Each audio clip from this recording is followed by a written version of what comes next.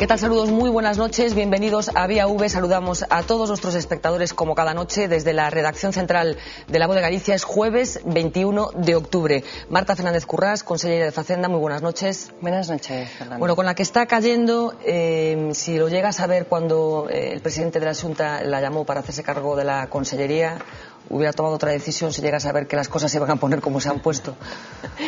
Bueno, realmente, aunque llevo unos días diciendo que qué feliz fui y no lo sabía. Si lo sé, no vengo. Si lo sé, no vengo.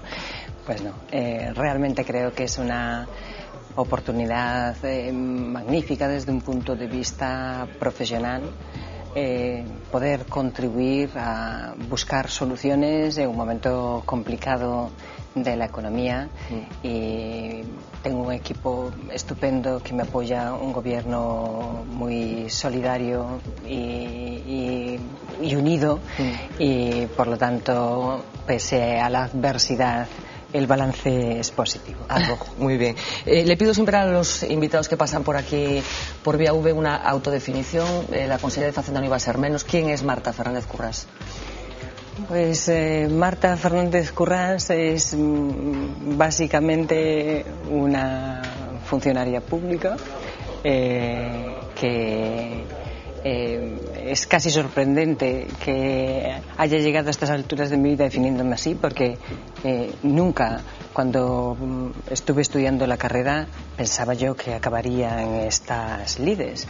O sea, que no puedo decir que tenía vocación de ser una gran empresaria. Una gran empresaria.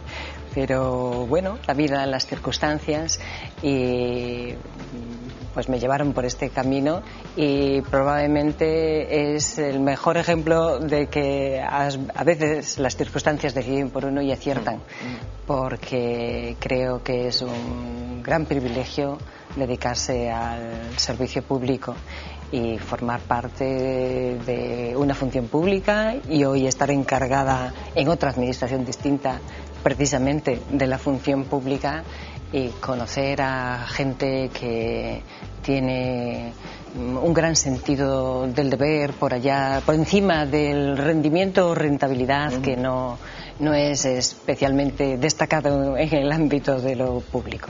Bueno, pues esa es su autodefinición. Vamos a compartir con usted este perfil que hemos elaborado nosotros. Sí. Alberto Núñez Feijóo la definió como una excelente economista y al presidente no le hicieron falta más argumentos para confiar a esta joven inspectora de Hacienda e interventora del Estado las cuentas de la autonomía. No importó que ya hubiera sido interventora xeral de la Xunta de Touriño, ya que fue la propia Marta Fernández Currás quien abandonó el cargo por sus diferencias con el responsable económico del bipartito. Nacida en Vigo pero afincada en A Coruña, una impecable carrera profesional avala la trayectoria de esta política independiente. Licenciada en Ciencias Empresariales y profesora asociada de la Universidad de Santiago, ha sido la primera mujer en elaborar unos presupuestos de la Xunta. Con fama de estricta y de estar de sol a sol en su despacho, su lema es el de la austeridad sin tocar el gasto social. Su propósito, terminar la legislatura con una Galicia saneada y en la que la renta per cápita deje de ser una de las más bajas del país. Hacer frente a un agujero de 600 millones de euros, aseguró, dejados por los malos cálculos de sus predecesores. Reducir los puestos de altos cargos y el coste de personal. Lidiar con el Ejecutivo Central, la deuda de la autonomía o resolver la fusión de las dos cajas gallegas han sido algunos de los cometidos que ha abordado desde su llegada a San Caetano. Bueno, todos los perfiles que he leído sobre usted se resalta un aspecto de su perfil, que es más técnica que política. ¿Qué significa esto? ¿Que si tiene que tomar decisiones políticamente incorrectas las tomará? Bueno, yo creo que precisamente esta carrera profesional pues me avala. Mi condición de independiente pues seguramente lleva a ese análisis. Es cierto que hoy desempeño un cargo político y que por lo tanto me debo a la política de un gobierno. En cuanto a la distinción entre técnico y político, pues exactamente no sé qué se quiere decir en cada caso, ¿no? Yo creo que las decisiones hay que tomarlas con la responsabilidad que requiere el ejercicio del cargo y especialmente, si cabe, yo creo que en el caso de las consellerías de Facenda o de Economía en Facenda, pues es una forma de decirnos sutilmente que somos muy aburridos. Recordábamos en el perfil que acabamos de escuchar que fue interventora general de la Comunidad Autónoma con Emilio Pérez Touriño. Le voy a hacer una pregunta, no sé cómo calificarlo, usted me lo dirá. ¿A quién prefiere, a Touriño o a Feijóo? Hombre, sin duda tengo mayor sintonía y más cercanía del presidente Feijóo. También es distinto el cargo que desempeño ahora del que el que desempeñé entonces. Una interventora de una comunidad autónoma es el látigo incansable, puesto que ejerce el control del gobierno, el control administrativo interno, y no es muy simpática. No quiero decir que una consellera de Facenda sea mucho más simpática, pero que duda cabe que tiene otro tipo de decisiones pues más estratégicas, más de diseño de una política económica general. Ahí tenemos el Plan Estratégico Galicia 2010-2014, Horizonte 2020, que duda cabe es una ilusión, es un instrumento de decisión, es un instrumento al servicio del gobierno y bueno, pues el campo de decisión es muy distinto en un caso que en otro. En cualquier caso, con Touriño aguantó solamente 2 años, ¿no le gustó lo que vio dentro? Bueno, vamos a ver, eso no es que no me haya gustado lo que vi dentro, sencillamente son enfoques distintos de ver las cosas, de lo que yo entendía que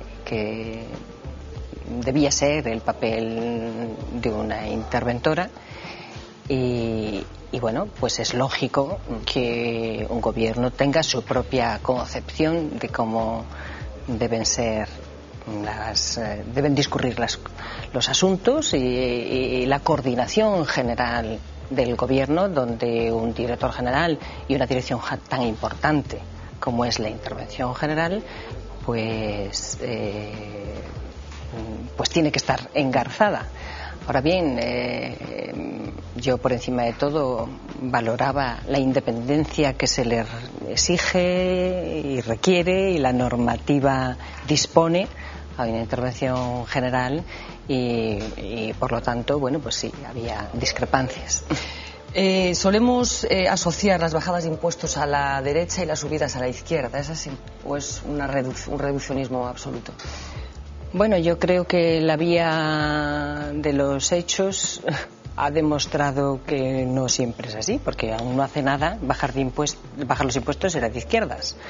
Bien, en términos generales yo sí puedo decir que nosotros defendemos que las rebajas selectivas de impuestos, la proporción adecuada de los impuestos que deben pagar los contribuyentes es una decisión básica de cara al concepto de economía y el discurrir que especialmente en momentos como el que actualmente vivimos debemos adoptar, porque bueno, no debemos olvidar que el ámbito público es un porcentaje más o menos grande según la administración territorial de la que estemos hablando de la economía en general, pero que la administración pública no puede sustituir a toda la economía. La administración pública por sí sola no genera el PIB.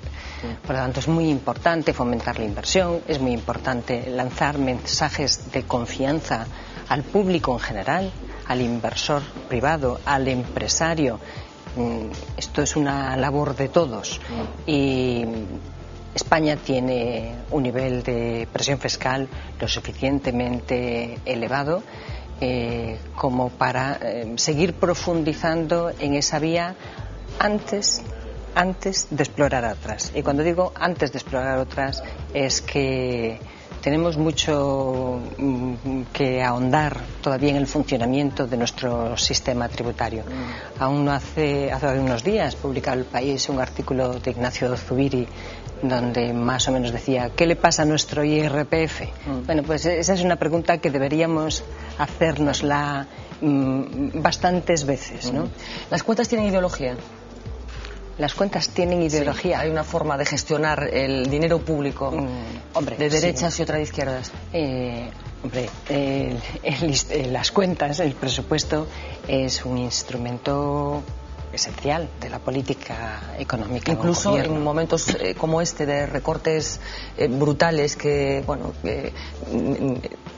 al final una parte muy importante del presupuesto se dedica a gastos corrientes, a cosas que inevitablemente tiene que asumir la administración. Incluso en estos momentos es un instrumento político. Incluso en estos momentos es un instrumento de toma de decisiones, donde un gobierno prioriza. Bueno, pues si le parece, está estos días, como decíamos, con la tramitación de los presupuestos de la Xunta para el año que viene. Vamos a recordar un poco los números básicos de estas cuentas defendidas por Marta Fernández Curras. 1.170 millones menos obligan a recortar. La Consellería peor parada, Economía e Industria, que tendrá un 34% menos de presupuesto. Le sigue de cerca Medio Ambiente, Territorio e Infraestructuras, con un recorte del 33%. Tampoco se salva Cultura y Turismo, un punto por debajo. La conselleira habló de compensar para blindar los servicios sociales. O crecemento de sanidade é equivalente ao que baixa Mati. E que o crecemento de educación é equivalente ao que baixa Economía e Industria. Las partidas más importantes se las llevan Sanidad, Educación y Servicios Sociales, que aglutinan el 75% del presupuesto. Uns orzamentos sociais, uns orzamentos fiables, uns orzamentos que apostan pola estabilidade orzamentaria. Sube un 3% la cuantía destinada a la dependencia, aunque no se garantizan las ayudas en trámite. La inversión cae hasta el 14%. Para compensar el descenso, la Xunta recurrirá a la financiación privada para las grandes obras, como los hospitales de Vigo y Pontevedra. Na sanidade, as colaboracións público-privadas é onde funciona mellor o modelo. É onde se producen máis eficiencias. Según las previsiones, la economía gallega crecerá un 1% en 2011. Lo demuestra una ligera mejoría en el mercado de la vivienda, la actividad industrial y el sector servicios. Ahora falta crear confianza. Bueno, le voy a pedir un ejercicio de pedagogía financiera. ¿Por qué estas cuentas y no otras? ¿Por qué estas cuentas y no otras? Nos referimos a la presupuesto. Exactamente. Sí. Bueno, pues realmente creo que hemos hecho un presupuesto realista, austero, social y que garantiza la sostenibilidad de las cuentas públicas. Creo que son unos objetivos esenciales y claves para este momento en el que estamos viviendo. Realistas, bueno, yo creo que es evidente, porque no es fácil reconocer que un presupuesto baja un 10,8%. No hay ánimos defraudandi. Austeros, pues ya desde que presentamos el presupuesto del 2010 dijimos que esa iba a ser una pauta de conducta de este gobierno.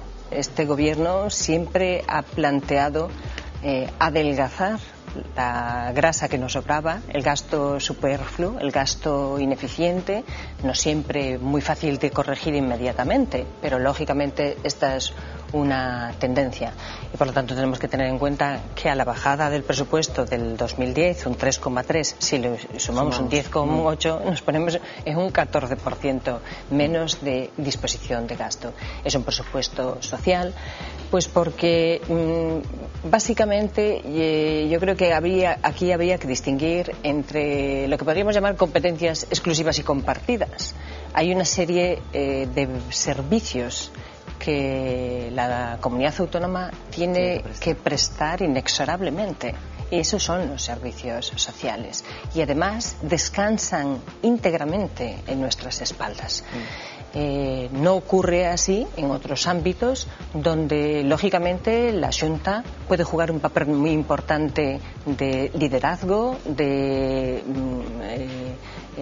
capacidad normativa, de orientación, de búsqueda de socios privados, de colaboraciones, pero en el ámbito de la sanidad o en el de la educación, pues lógicamente tenemos unas obligaciones de prestarlo con carácter universal y gratuito. Y desde el punto de vista de la sostenibilidad de las cuentas públicas, porque es una apuesta también decidida desde el principio, la estabilidad presupuestaria. En un momento de crisis económica como tenemos, y especialmente financiera, en un momento que estamos viendo noticias un poco preocupantes que apocalípticas casi afectan a otras comunidades autónomas, yo creo que es para sentirnos muy orgullosos de los logros de esta comunidad autónoma de cara a la estabilidad presupuestaria y la solvencia de las cuentas de la comunidad autónoma para las entidades financieras, para los proveedores, para el público en general. En las últimas semanas, diría, ha mantenido una relación áspera, si se me permite el adjetivo, con el Gobierno central. Si usted fuera ministra de Economía en lugar de Consellería de Facenda, ¿qué presupuestos generales del Estado distintos haría a los que se han hecho desde Madrid? ¿Cuáles son los grandes problemas, según su punto de vista, de esos presupuestos? Pues, en lo que afecta a Galicia, claro. Claro, tiene un problema fundamental, que es la financiación de las administraciones territoriales. Los presupuestos del Estado han hecho un guiño, digamos, a las corporaciones locales. Entiendo que necesario, porque las corporaciones locales tienen pendiente de revisar su sistema de financiación, y son muchas las necesidades, son muchos los servicios impropios, digamos, de competencias impropias que están ejerciendo, pero que están soportando. Ahora bien, en el caso de las comunidades autónomas, pues ya el juego es más que sorprendente. Después de haber firmado con nosotros un nuevo sistema de financiación, llega el primer año de aplicación al 100% de ese sistema de financiación y todo se ha venido al garete, nada funciona. Es un juego de números de arriba para abajo, de que incrementamos la recaudación de impuestos un 6%, pero como consecuencia de lo que le damos a las comunidades autónomas baja un 12%, pero resulta que no baja un 12% porque luego las transferencias que hacíamos vía Fondo de Suficiencia, Fondo de Garantía de Servicios Fundamentales se rebajan un 40%, que bueno, me parecen muy poco serios, muy poco respetuosos con las competencias que cada una de las administraciones territoriales estamos desempeñando en un país con una organización política y administrativa tan complicada. Han incorporado los presupuestos del año que viene los famosos 243 millones de euros del Fondo de Cooperación, que ya el Gobierno central ha dicho que no va a transferir el año que viene. ¿No es una cierta mentira contable esto, incorporar esa cantidad cuando en principio parece que el Gobierno central no está dispuesto a transferirlo? Bueno, no es ninguna mentira contable, porque además encima es tan obvia que se nos estaría casi insultando, ¿no? en la poca discreción. No, vamos a ver. El Fondo de Cooperación lógicamente está dentro del presupuesto de ingresos de la comunidad autónoma. El estado de ingresos de los presupuestos de una comunidad son una previsión de los ingresos que va a percibir. Y si no se perciben, ¿qué van a hacer? Y sí, yo en primer lugar tengo que decir que de esto hago un asunto de Estado.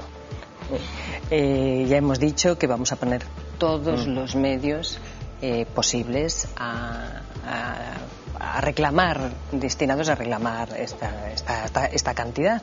En primer lugar, estamos pendientes de una convocatoria del Consejo de Política Fiscal y Financiera, donde, pues en un cara a cara, la ministra y el secretario de Estado de Hacienda nos tendrán que explicar en qué consiste esto. Este fondo de cooperación lo percibimos este año.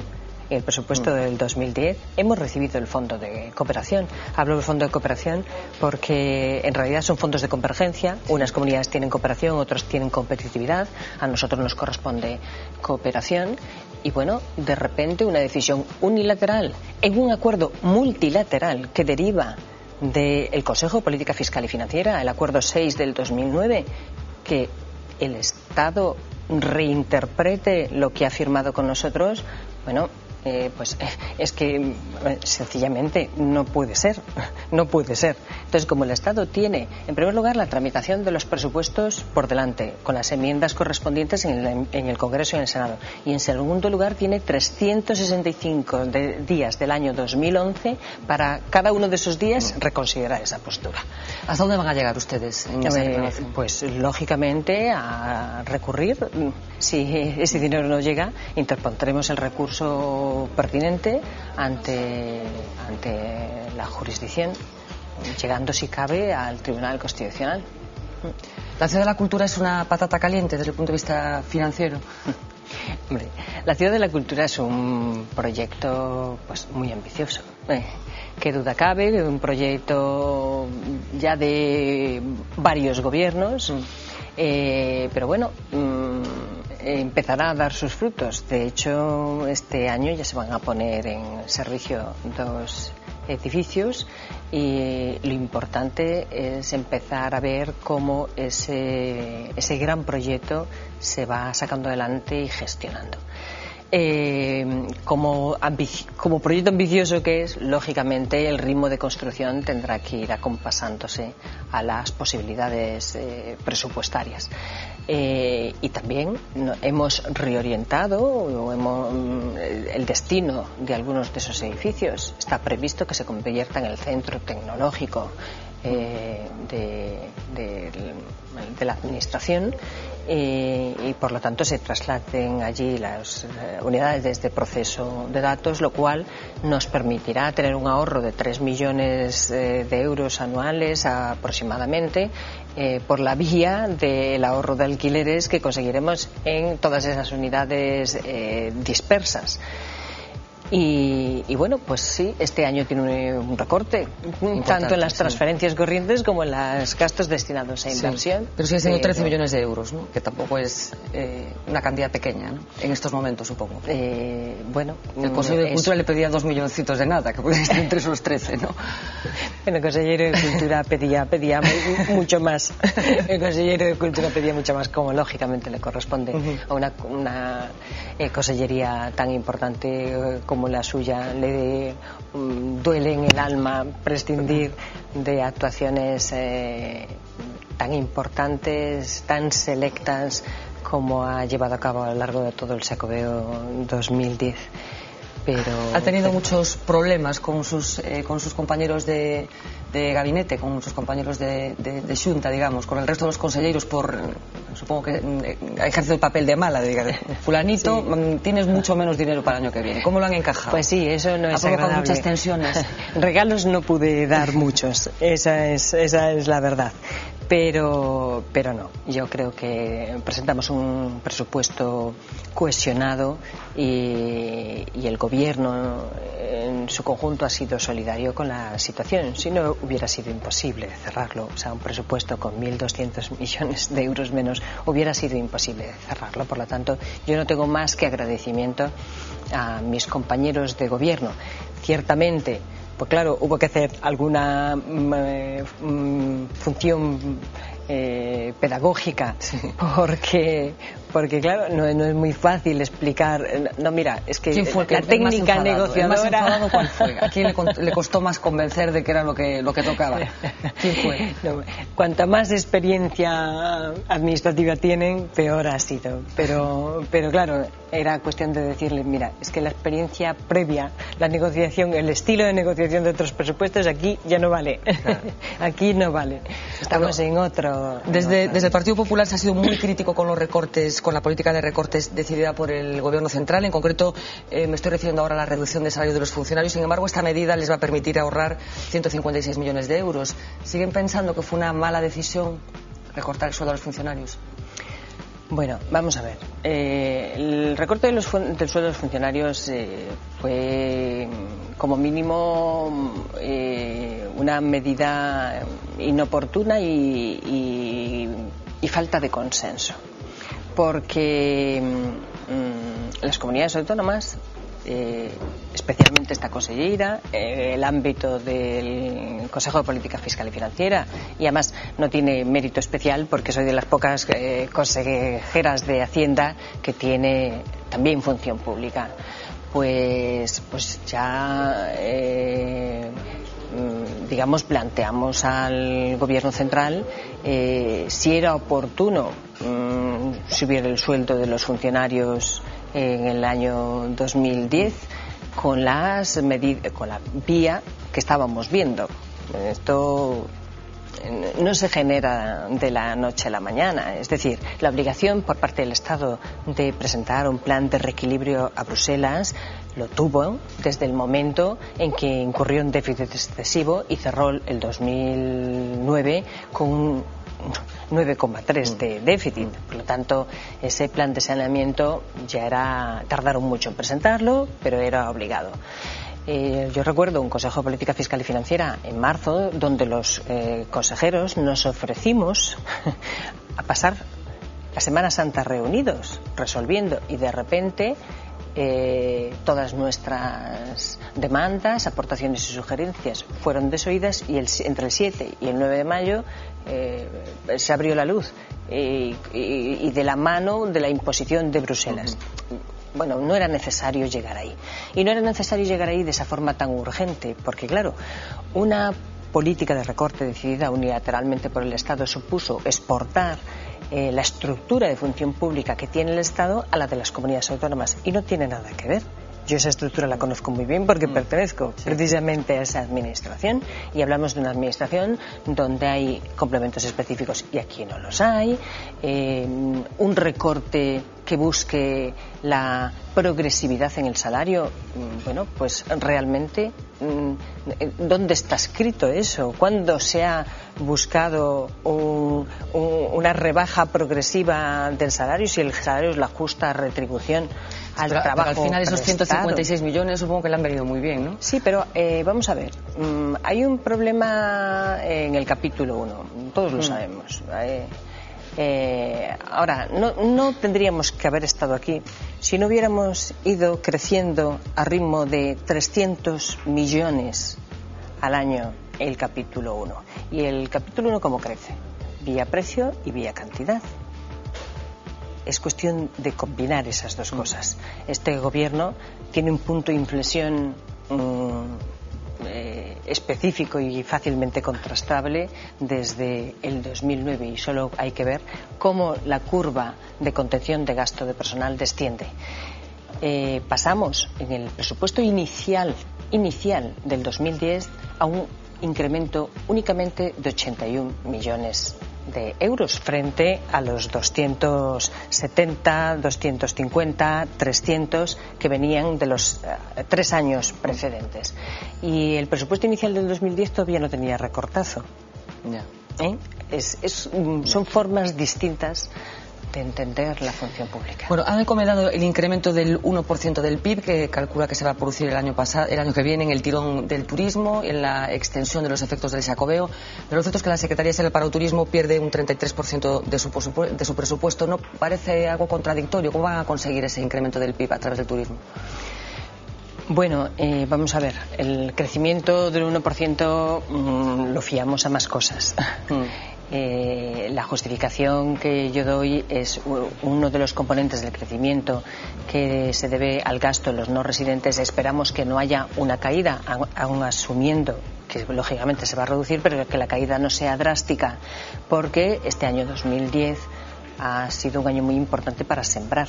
El know-how Galicia, el conocimiento de Galicia, pues qué duda cabe que con el paso de entre 8 y 10 millones de turistas, pues es muy importante, y por eso debemos apostar por continuar invirtiendo en esa fuente de atracción y riqueza que puede representar el turismo encaminado a conocer nuestro patrimonio natural y cultural.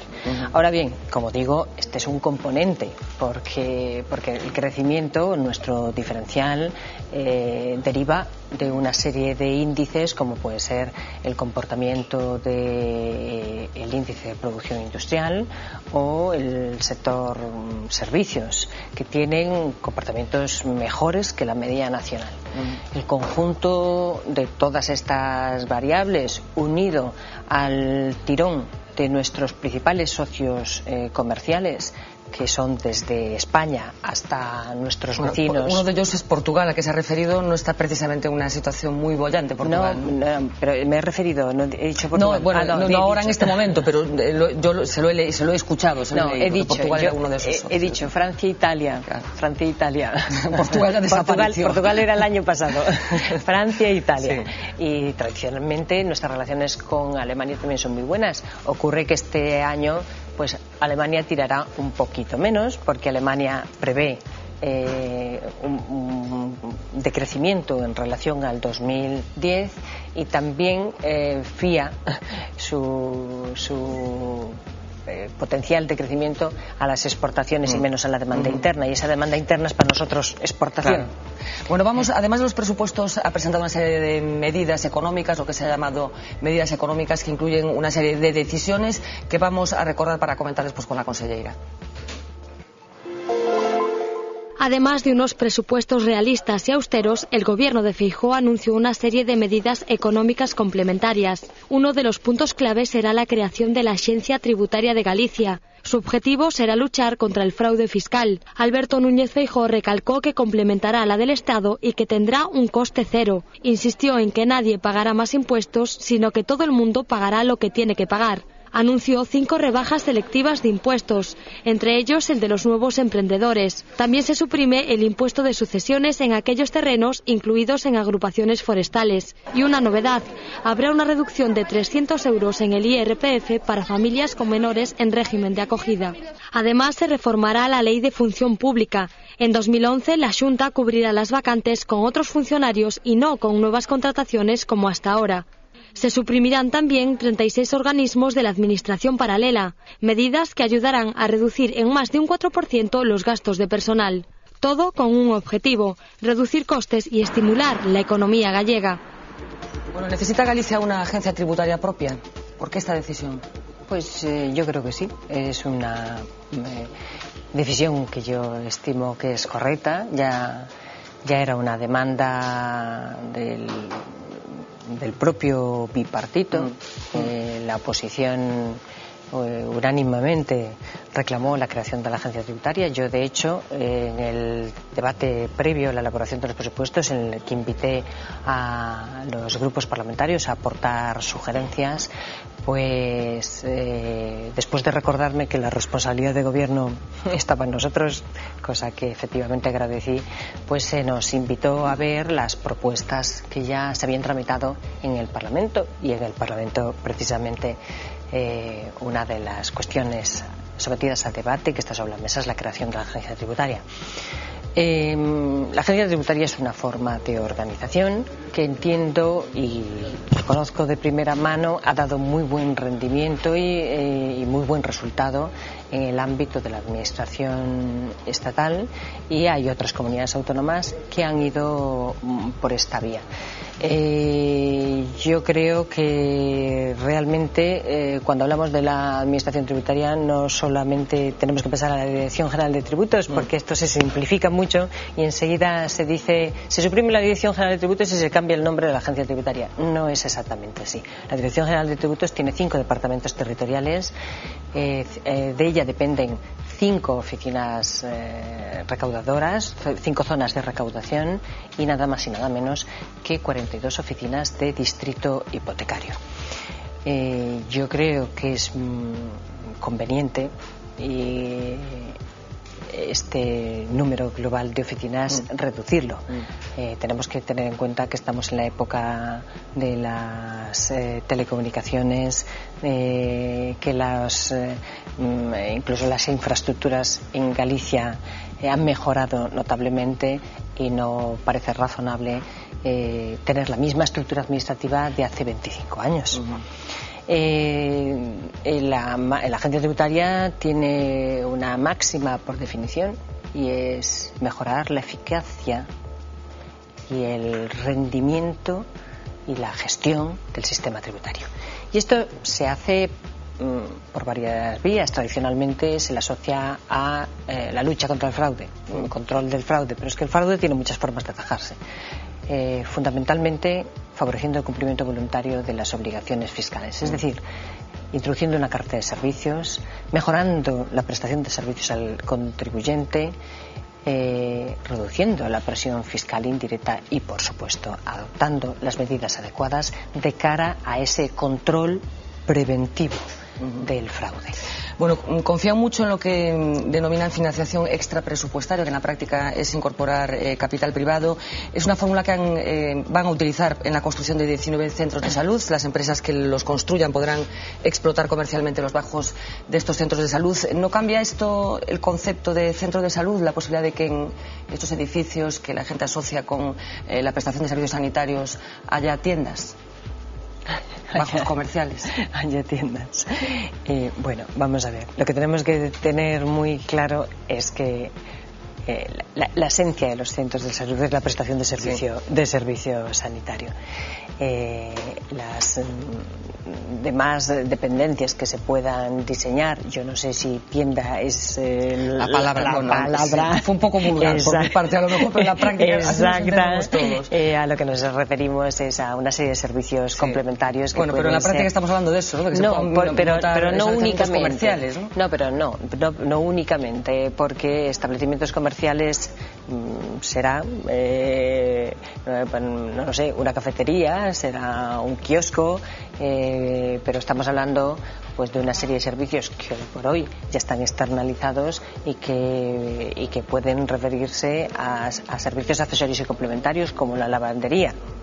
Bueno, pues eso evidentemente no afecta a lo esencial, que es la prestación del servicio sanitario. Por lo tanto, ese debate, estamos hablando de una fórmula de pago aplazado, no de alterar la naturaleza del servicio público. En cualquier caso, ¿comprende los reparos de los ciudadanos a que se incluya la gestión privada en ámbitos que hasta ahora eran exclusivamente públicos? La gente tiene cierto miedo a que esto signifique un deterioro del servicio, que se apliquen criterios economicistas en unos ámbitos que antes se guiaban, se fiaban de otros criterios.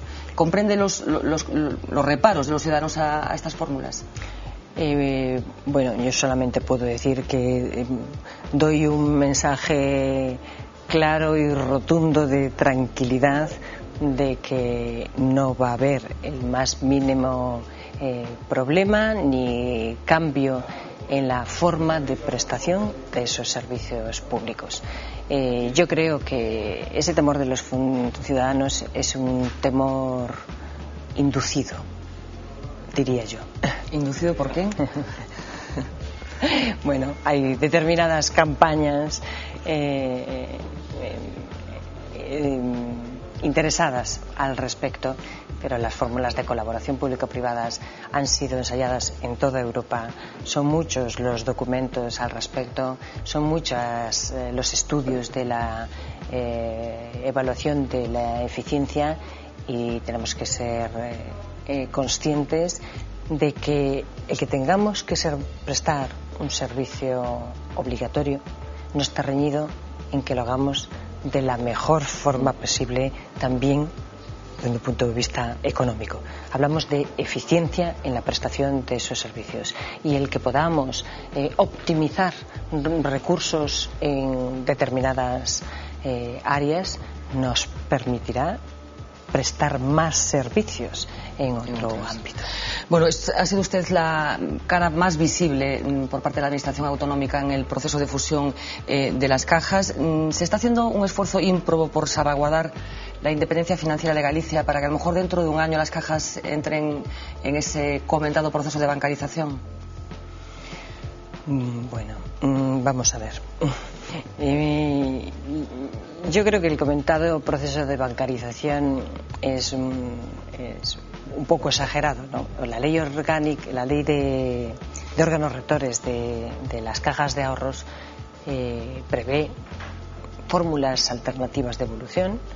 Pues sin duda es consciente de que algunas entidades han tenido problemas en la captación de capital y bueno, pues ahí tenemos fórmulas de allegar capital en unas entidades que tradicionalmente no tenían acciones y no tenían la vía de ampliar ese capital para que personas suscribiesen nuevas acciones. Ahora bien, qué duda cabe que preserva la identidad de las cajas. Estamos en un proceso de fusión, construyendo la quinta caja de ahorros de España, con unas ayudas importantes del FROP que permitirán mantener el nivel de recursos propios necesarios para evolucionar hacia las exigencias de Basilea III, que era el gran temor en este país y específicamente de las cajas, ¿no? Bueno, Basilea III ya ha despejado muchas dudas y yo estoy en condiciones de decir que el plan de negocio que tienen las cajas para un periodo de 5 años, que es el periodo exigido por el Banco de España, estamos hablando de un periodo a medio plazo, pues bien, al cabo de esos 5 años, es decir, en el 2015, las cajas tendrán el nivel que Basilea III exige para el 2019. Es decir, se están anticipando 4 años a esos requisitos de solvencia y cada uno de los ratios de TIR, COR. Una última pregunta, consellera. Hablando de las cajas, ¿cree que está garantizado al 100% el equilibrio territorial en esa caja única? Sí, sin duda. En su Consejo de Administración, en su Asamblea, en el nivel primero de Gobierno, en el nivel segundo de Gobierno y bueno, yo creo que esto se ha planteado muchas veces como una batalla de ganadores, perdedores, pero si las cajas son de los impositores, los impositores son los que van a decidir el futuro de las cajas, que tienen una magnífica dirección general, con un equipo que siempre he dicho se equilibran estupendamente, su director general, director adjunto y bueno, todos somos reacios a los cambios. La gente tiene miedo a los cambios, hasta los cambios físicos, hasta moverse hasta la silla de al lado, pero yo creo que a partir del 1 de diciembre estaremos en condiciones de comprobar cómo todos esos miedos se diluyen. Se disipan. Pues es lo que esperamos todos. Muchísimas gracias, Marta Fernández Currás, por acompañarnos esta noche en Vía V. Nosotros nos vamos a publicidad y regresamos con nuestra mesa de actualidad para comentar lo que nos ha contado la consellera y lo que ha formado parte de este día, que ha vuelto a ser muy intenso desde el punto de vista político. Hasta ahora mismo. Muchas gracias.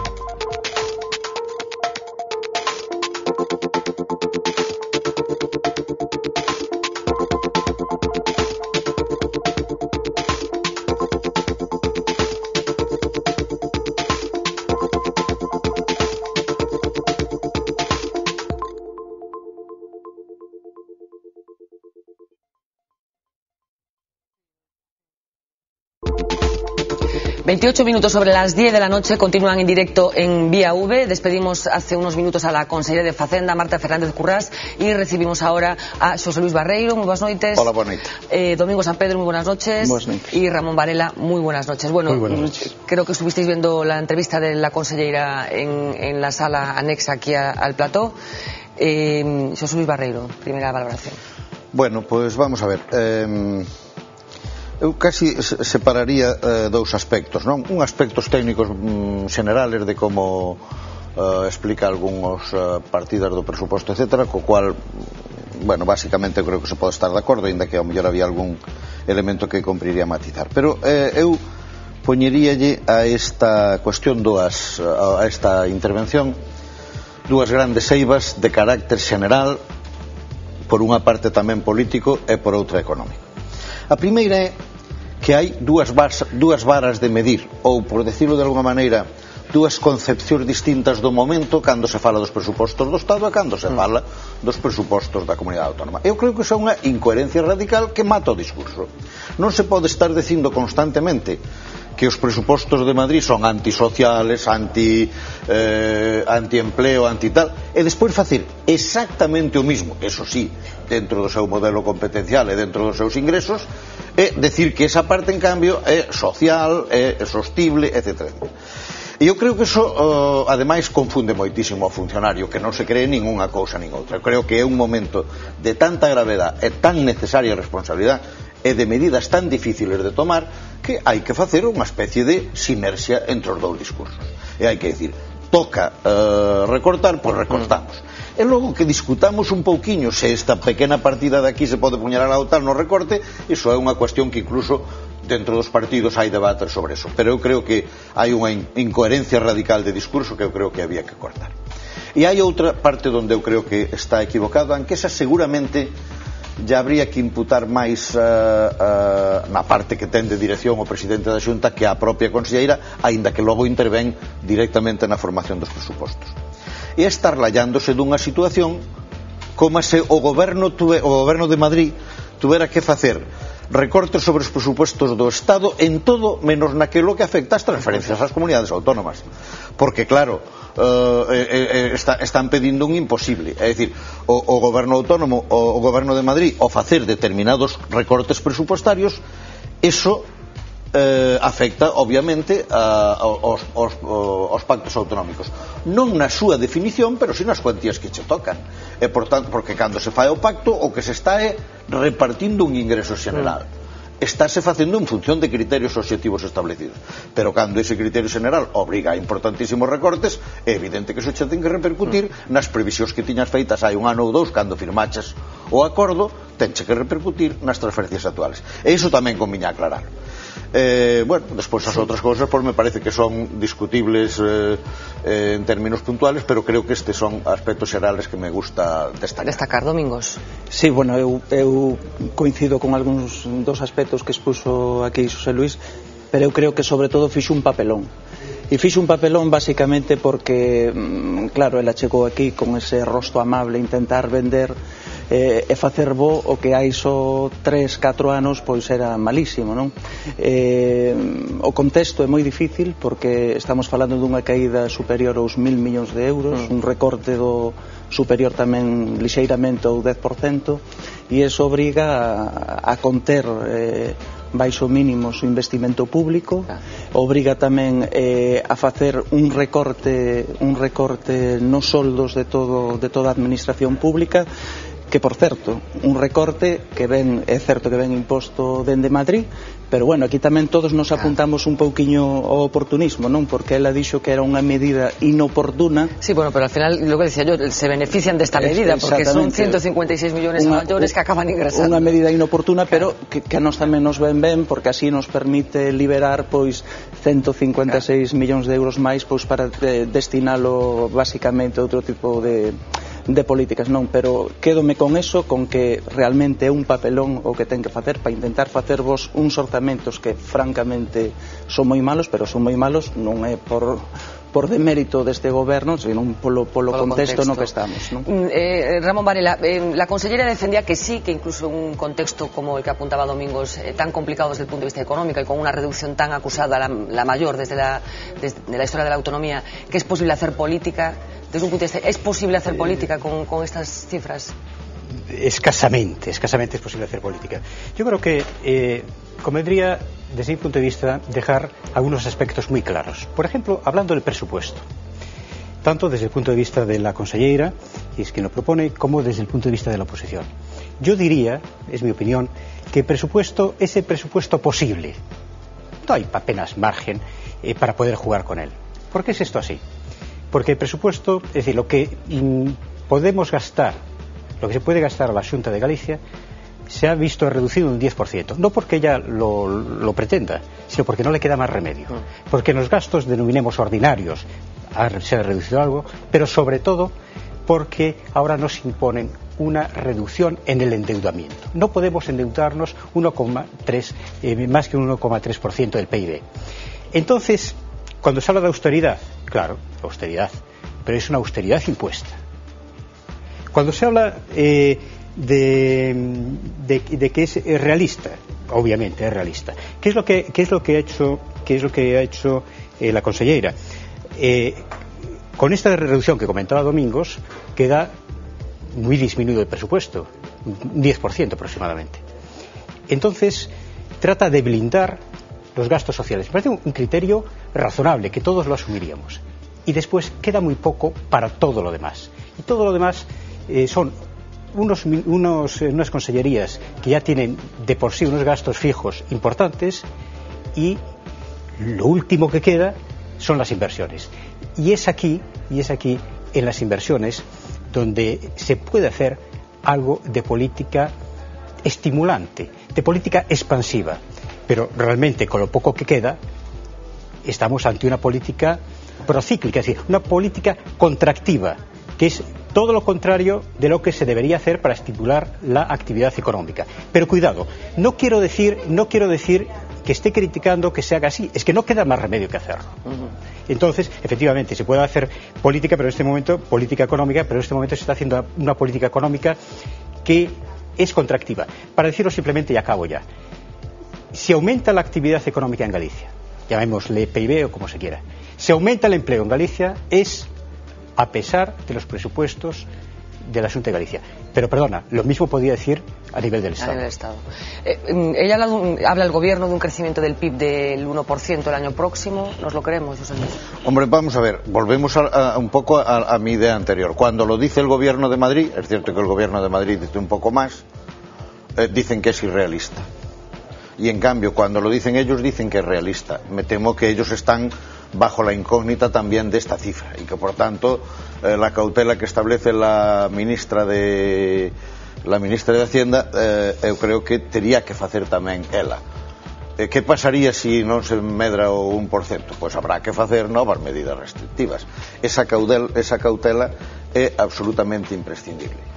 E despois eu tamén, non sei se, aínda que non sea unha resposta exacta, non te preocupes, sí. Hai outras dúas cousas que xa baixando un pouco do primeiro nivel onde empecé tamén me gustaría decir. Estáse xogando moito co tema dos fondos privados. Sí, efectivamente. Os fondos privados estáse tratando como se os fondos privados non houbera que pagalos.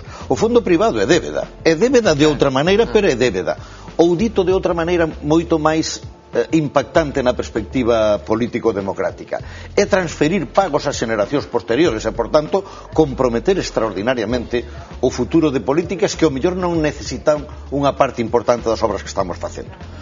Claro, se nós estamos seguros de que isto que estamos facendo é imprescindible para o desenvolvemento do día de mañán, o adiantar gastos pode ter unha racionalidade. Pero convertir a débeda, o achego de fondos privados na panacea do sistema, eu creo que é un error e é un falseamento na información aos ciudadanos. Ao final o que estamos facendo é introducindo débeda que algún día hai que pagar. Ela, non sei se, non recordo agora, pero en algunha intervención, claro, é que algunha parte das obras ás que se achegan estes fondos privados poden ter unha rentabilidade en sí mesma, poden ser inversións productivas e podense pagar a sí mesmas. Non creo que sea neste momento o caso do que estamos falando, e, por tanto, esa é unha cuestión. E hai unha cousa que supoño que non é discrepar, pero eu non a diría como acaba de decir Ramón Varela, que é a cuestión do gasto social. Vamos a ver, hai unha idealización do gasto social. Hai gasto social que, sin embargo, é dilapidador, que, sin embargo, é irracional. E, por tanto, o gasto social tamén ten que ser analizado. Poñamos por caso, a onde iban aqueles fondos que se daban aos rapaces para alquileres para irse da casa? Pois supoño que se contabilizaban como gasto social. Paga de emancipación. Exactamente. E desde o meu punto de vista, pues, claro, se nos falamos de educación e falamos de medicina e tal, pero eu creo que o queixón do gasto social é hoxe un queixón desastre donde entran moitas cousas que hai que empezar a cuestionar. Sí, me permites un momento. Sí, de acuerdo que sí. Hay que cuestionarlo todo, es decir, hay que ir hasta el último céntimo de euro, efectivamente. Pero efectivamente en grandes cifras yo no digo que el 100%, como el 100% de nada, sea un gasto eficiente, en nada, tampoco en lo social, en nada. Pero hablo del concepto de social, es decir, el gasto social lo que representa a la prestación de servicios sociales, creo que debería mantenerse esencialmente. Insisto, por supuesto que habría que afinar en el 100% en todo, pero esto ya puede parecer un pouco de utopía, pero sí, efectivamente, la intención debería ser esa. Eu creo que introducimos un elemento novidoso, Xosé Luis explicou no ben, que é o tema da débeda, e é verdade que hai boa parte de débeda que se está xerando. Este ano xeranse concretamente, que computan a efectos de déficit, creo que 730 millóns de euros de débeda. O ano pasado foron 1.500, pero aparte estánse tomando unhas decisións que van a xerar bastante débeda sobre exercicios futuros. A min constame ademais que xa hai certa preocupación no goberno galego para ver como garantimos a medio prazo a sostenibilidade das finanzas públicas, non? Porque temos por un lado a débeda realmente xerada, por outro lado temos un compromiso para devolver antes do ano 2016 os 2.600 millóns de euros que se lle adevedan ao Estado polas liquidacións a contas, polo saldo negativo, e aparte temos que pagar durante 20 anos, no mellor dos casos, hospitales como o que se vai a construir en Vigo, en Pontevedra, a autovía esta que parece que se vai a facer entre Carballo e Verdollas, e varias autovías máis. Estamos falando que o mellor nun orzamento como o que temos aquí, que está raspado nos 10.000 millóns de euros, posiblemente dentro de 6 anos 1.000 millóns de euros teñen que ir a pagar toda esa débeda, ¿no? Formada por esos... Hablando de esa financiación privada, yo le planteaba a la consejera, no sé qué opináis vosotros, en algunos sectores como es el de la sanidad, en concreto esa incorporación de capital privado, ella decía que no, que garantizaba que no, ¿puede contribuir a un deterioro del servicio que prestan, en este caso, por ejemplo, el Hospital de Vigo, como consecuencia de que se apliquen criterios mucho máis economicistas? Eu teño unha visión bastante liberal da economía. Eu, por tanto, afirmo que a garantía do servicio público, do servicio sanitario e do Estado é que non ten que verse mermada a garantía da calidade do servicio público polo feito de que se preste a través de organizacións privadas. O cual, por certo, en unha boa parte contradí unha idea casi dogmática que se xoga no Estado, que se a sanidade ou a educación non son públicas, non son boas ou non son sociales. A mí non me importa eso. O que eu creo que se plantexan nestes hospitales é o problema que decíamos antes, e é que se construyen por encima da capacidade de atención que ten Galicia ao gasto sanitario. Ese é o problema, non o feito de que eso sea público ou privado, que eu creo que é un tema distinto. E, por tanto, plantexo diferenciando esas dúas cousas, respondendo moi claramente que a min non me preocupa que a atención sanitaria sexa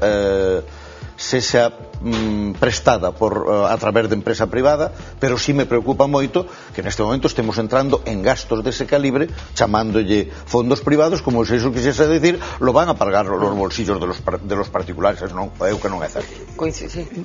Efectivamente, es que es una deuda encubierta. Hay que verlo así. Ahora bien, ¿cuál puede ser el criterio por el cual se haga esto?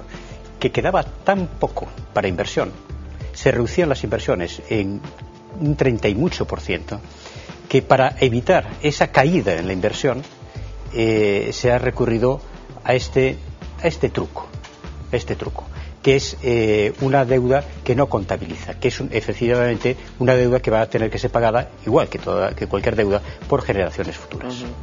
Eu creo que Feijóo aquí é ao mellor unha lectura máis sinxela, non? É unha lectura simplemente política, e é dicir, eu podo ou non podo facer política.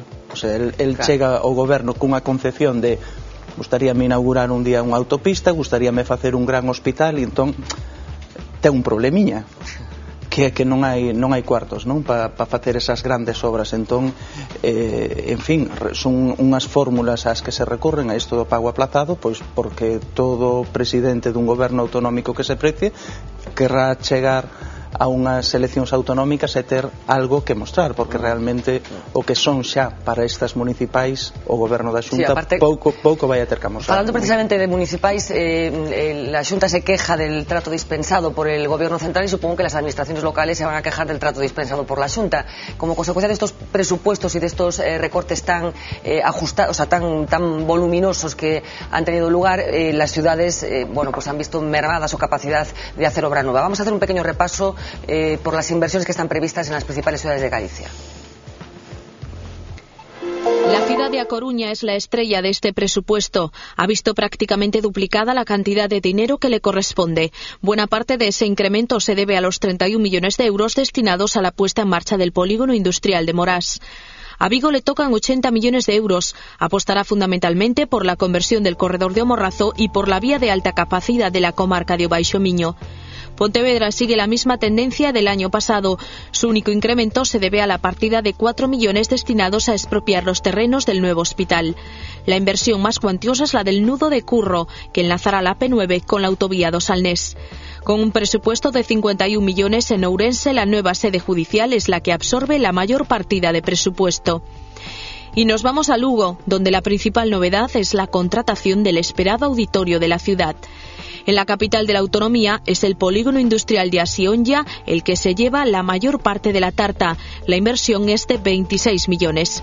Un 2011 sin grandes novedades y que sale muy poco del guión previsto. Bueno, muy pocas novedades en realidad. Domingos, tú que sigues a diario la política autonómica, hay mucha tensión interna como consecuencia de los recortes. Yo se lo preguntaba a la consellera, insinuaba que había una persona que era la que tenía más experiencia, no sé a qué se refería, a lo mejor tú eres capaz de decirnos. Tampouco acabo de adiviñalo e tal, pero de todas formas isto recordábame un pouquiño pois a isto cando é a lotería, non empeza a tocar por parroquias e estamos vendo. Eu creo que independentemente do marco que se acaba de amosar aí, hai moi pouca capacidade de facer grandes investimentos dentro do goberno autonómico de cara a estas municipais. Estamos falando das cidades, que é onde están os investimentos quizáis maiores, non? Pero se baixamos incluso grado as cabeceiras de comarca, as vilas, os povos máis pequenos, quero dicir, non hai capacidade de facer unha casa de cultura, unha lonxa, cousas que antes se facía de reformar unha casa consistorial. Ese tipo de política acabouse, ese tipo de política morreu xa máis ou menos na metade do goberno bipartito e penso que tardarán uns cuantos anos en volver a vir. E iso, Xosé Luis, pode ter algún tipo de consecuencia electoral? Esa desaparición das inauguracións, digamos? Vamos, na medida en que a cultura política non é moi grande, sí. Se houbera cultura política, non. Vamos a ver, eu primeiro direi que me parece unha perversión a explicación dos presupostos generales en función da territorialización municipal. Porque con moita frecuencia as ciudades salen beneficiadas de inversións que se fan fora dese concello e que dan unha apariencia de que se retiran fondos cando en realidade non se retiran. Poñamos exemplos. Se fai unha inversión grande en Culleredo para facilitar o acceso á Coruña, esa inversión non hai que computar ya a Culleredo, aínda que as obras se fagan en Culleredo. Se fai, poñendo un exemplo de carácter general, para que o AVE chegue a Galicia hai que facer moita máis inversión en Castela ou tanta inversión en Castela como en Galicia, e por tanto se nós estamos queixándonos de que a inversión en Galicia non sube, en Castela sí, é unha parte importante desa inversión é para facer o tramo Zamora-Olmedo, pois é evidente que non sabemos de que estamos falando. A cuestión dos hospitales, é que o hospital de Vigo é para os de Vigo ou é para a comarca inteira? A cuestión dos polígonos industriales, é que se pode contabilizar o polígono ou o corredor do Morrazo? Eu creo que hai que se deixar desta aldeanada, que hai que empezar a ver as cousas de outra maneira. A presupostación xeneral está feita precisamente para que xenere dinámicas económicas no empleo, na industrialización, etc. E hai que haber con un criterio un pouco maior. O mellor se pode territorializar solo en parte a de servicios menores. Se lle fan unha pequena casa da cultura a un concello rural, pois é evidente que é para aquel concello. O que pasa, Xosé Luis, que se territorializa porque tamén hai alcaldes que o mellor teñen que presentarse ás eleccións, teñen que ganalas... Pero eu quero dicir que o ciudadano non debía caer nesa trampa, porque senón non nos entendemos nunca. Eu acórdome dunha vez dunha anécdota, non? Estando eu na Xunta, veu o alcalde de Vilagarcía a protestar de que ali non se invertía nada. E acabábase de inaugurar aquel día a carretera Pontecesures-Vilagarcía, que era unha carretera infernal e que quedou a que hai, o sea que xa era esta que hai, non sei se era boa ou mala, pero é a que hai. Entonces dixen eu, hombre, non te podes vir a queixar xustamente o día que unha arela dos vilagarcianos de hai 25 anos se acaba de cumplir. E dixo Mel, é que esa carretera termina precisamente cando entra en Vilagarcía. Con ese discurso obviamente non hai maneira de entenderse. Eu creo que aquí estamos entrando un pouco nesta cuestión. Bueno, non me gustaría despedir el programa sin comentar algunos asuntos que tienen que ver con la actualidad, con esta intensa actividad política que nos servía en bandeja ayer el presidente del gobierno, con esa inesperada remodelación intensa de su ejecutivo. Quería poner sobre esta mesa la anécdota del día, o una de las anécdotas del día, porque ha habido varias. En realidad sucedía ayer que es un micrófono, unas cámaras que grababan, aparentemente sin que ellos lo supieran, una conversación que tenía lugar entre varios altos cargos del PP. Vamos a recordarla. La camiseta rosa es la izquierda. Y también tiene buena imagen. No. Que no lo tiene, o sea, que el mejor gobierno.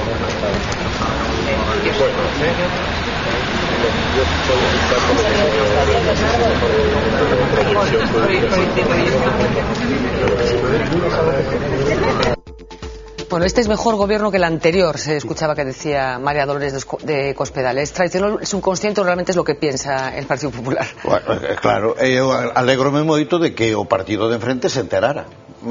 Supoño que eso significará que mandarán salir a Mariano da cama e empezar a traballar a política, e iso será bo para o país.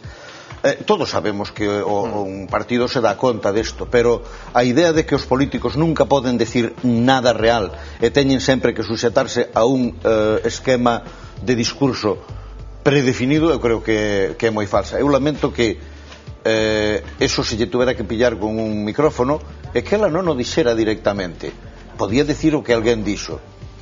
Non cabe a menor duda de que este goberno é mellor que o anterior, aínda que me estimo que chega tarde ou que isto non é suficiente, etc. E tampouco pasa nada, por decir eso, ¿no? Menos, pasaría moito menos si fora público. Exactamente, claro, se o dixera sentada nunha mesa contestando a unha pregunta. Bueno, permitidme que os presente la segunda anécdota del día. La protagonizó el alcalde de Valladolid en una entrevista radiofónica refiriéndose a la nueva ministra de Sanidad, a Leire Pagín. Esto fue lo que dijo.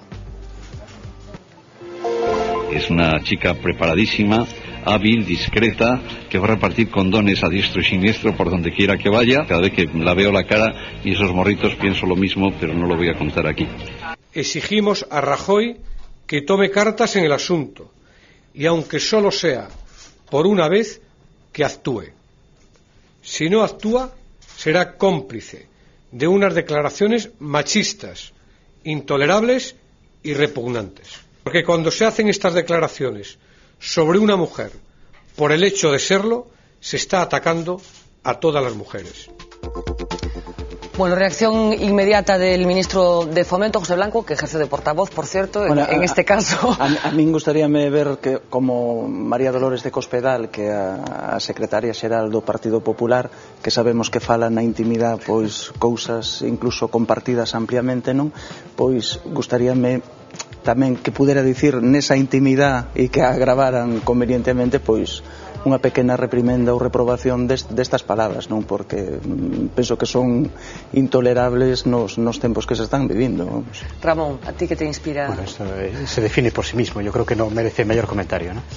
Bueno, si os parece, para terminar vamos a poner un vídeo de una de las protagonistas del día. Lo ha sido en los últimos años. Hoy se despedía del ejecutivo de Rodríguez Zapatero. Estoy hablando de María Teresa Fernández de la Vega, que da una rueda de prensa esta mañana para comentar un poco los motivos de despedirse de los periodistas y de la opinión pública después de ejercer de mano derecha prácticamente del presidente del gobierno. Este es un extracto de la comparecencia, de la última comparecencia de María Teresa Fernández de la Vega antes de entregar su cartera. Uno, cuando pertenece a un gobierno democrático, está siempre con la maleta hecha. Quiero dar las gracias al presidente del gobierno. Ha sido un auténtico honor y un privilegio compartir con él, un privilegio que además siempre agradeceré. Están varias voces recordando que he sido la primera mujer en presidir un Consejo de Ministros. Y es cierto, pero es mérito del presidente que así lo quiso y también del esfuerzo, de la lucha, del trabajo y del compromiso de tantas y tantas mujeres que durante tanto tiempo han ido abriendo camino. Bueno, muchas flores hoy por parte de todos los ministros salientes. José Luis, una pequeña valoración del papel que ha jugado María Teresa Fernández de la Vega. Vamos a súa comparecencia en roda de prensa é correcta, pero eu creo que é unha sobreactuación innecesaria. Ela vai ter moitas ocasións para falar desto, infinitas ocasións para falar isto ao largo dos próximos días. Ademais, non lle era necesario a despedida que lle fixo o presidente do goberno non a pode haber mellor e por tanto estaba perfectamente cumplido ese papel que parecía que hoxe quería reivindicar. Unha palabra sobre a súa figura. Eu hai moito tempo xa teño escrito na Voceso que me parece que María Teresa Fernández de la Vega, da que eu nunca fun un especial admirador, estaba absolutamente gastado. Eu creo que María Teresa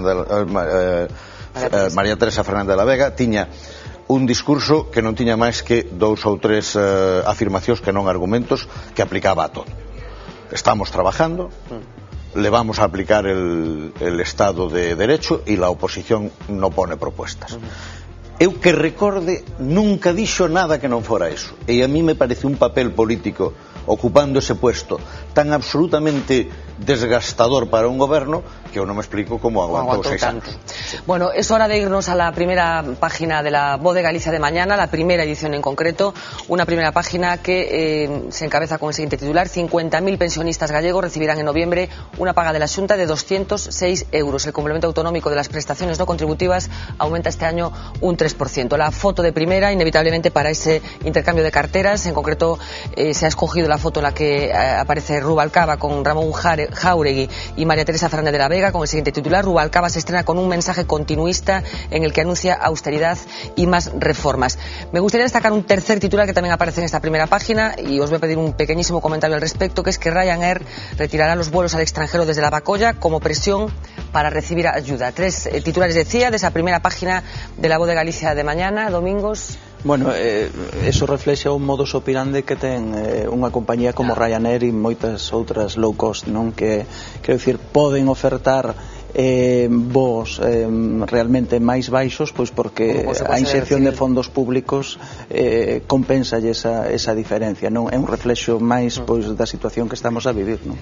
Un titular solo, Ramón. No, simplemente que estamos hablando de la competencia, de fomentar la competencia, y vemos por dónde va la competencia en determinados sectores, por ejemplo en las líneas aéreas, que precisan ayudas del Estado. Estamos fuera de tiempo. Solamente unha palabra, que é decir que eso tamén é o resultado de ter un sistema aeroportuario que compite entre sí.